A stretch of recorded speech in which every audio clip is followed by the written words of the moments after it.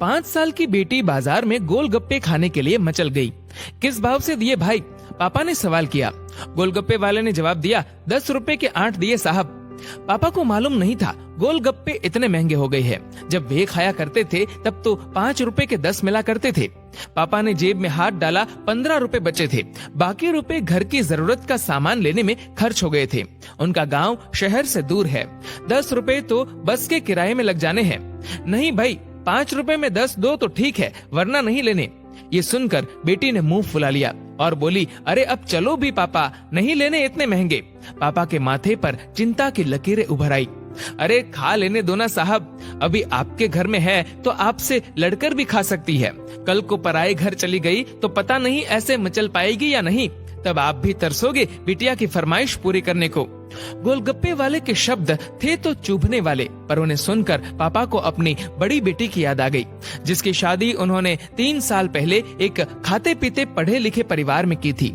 ससुराल वालों ने पहले साल से ही उसे छोटी छोटी बातों पर सताना शुरू कर दिया था। 2 साल तक वह मुट्ठी भर भर के रुपए उनके मुंह में ठूसता रहा, पर उनका पेट बढ़ता ही चला गया और अंत में एक दिन सीढ़ियों से गिरकर बेटी की मौत की खबर ही मायके पहुंची। आज वह छटपटाता है कि उसकी वह बेटी फिर से उसके पास लौट आए और वह चुन चुन कर उसकी सारी अधूरी इच्छाएं पूरी कर दे, पर वह अच्छी तरह जानता है कि अब ये संभव नहीं है।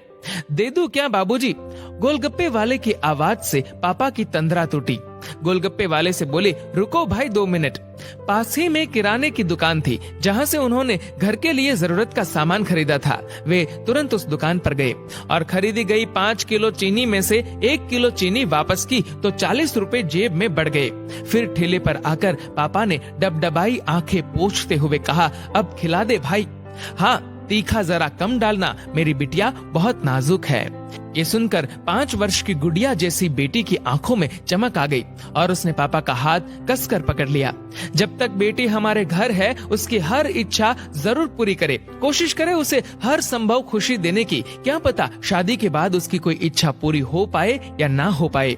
ये बेटियां भी कितनी अजीब होती है, जब ससुराल में होती है तब मायके जाने को तरसती है, सोचती है कि घर जाकर माँ को ये बताऊंगी, पापा से ये मांगूंगी, बहन से ये कहूंगी, भाई को सबक सिखाऊंगी और मौज मस्ती करूंगी।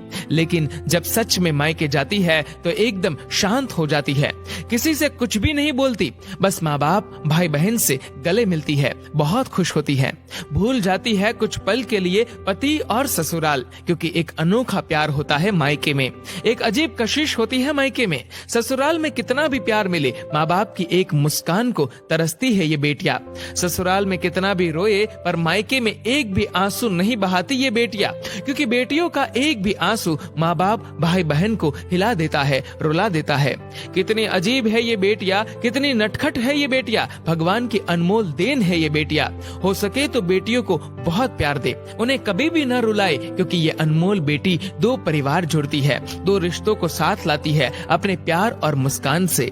ईश्वर से प्रार्थना यही है कि सभी बेटियां खुश रहे हमेशा, भले ही वो मायके में हो या ससुराल में। खुशकिस्मत है वो लोग जो बेटी के बाप है, उन्हें भरपूर प्यार दे, दुलार करे और यही व्यवहार अपनी पत्नी के साथ भी करे, क्योंकि वो भी किसी की बेटी है जो अपने माँ बाप का घर छोड़कर आपके साथ पूरी जिंदगी बिताने आई है।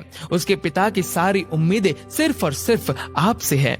दोस्तों, इस वीडियो को लेकर आपकी क्या राय है नीचे कमेंट करके जरूर बताएगा और अगर आपको ये वीडियो अच्छा लगा हो तो इस वीडियो को लाइक करेगा, शेयर करेगा ज्यादा से ज्यादा लोगों तक और ऐसे ही और भी इंस्पिरेशनल वीडियोस के लिए सब्सक्राइब करें हमारे यूट्यूब चैनल को और फेसबुक पर फॉलो करें हमारे पेज को। धन्यवाद।